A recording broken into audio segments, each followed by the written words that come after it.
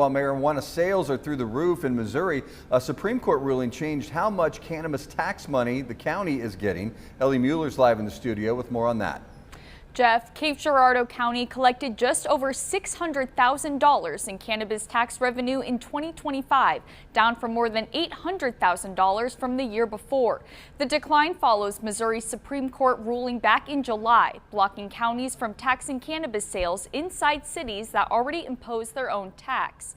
With the city of Cape Girardeau already taxing cannabis sales, the county can now only collect its 3% tax in unincorporated areas. Cape Girardeau County Associate Commissioner Charlie Herp says they had already factored in the uncertainty into their budget. It averaged out between $50,000 and $60,000 a month in revenue for Cape Girardeau County, which was just put into our general revenue.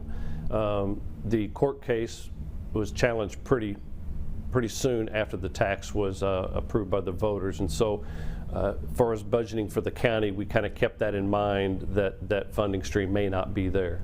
Herp says even with the loss of the revenue, cannabis's sales tax is something they do not rely on for day-to-day operations. Fortunate in Cape Girardeau County that there is a robust sales tax for a community. Our budget is mainly based on sales tax.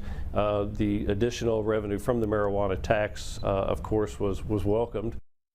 He adds he does not expect any future challenges, and the loss of revenue will not reduce services. Live in the studio, Ellie Mueller, Heartland News.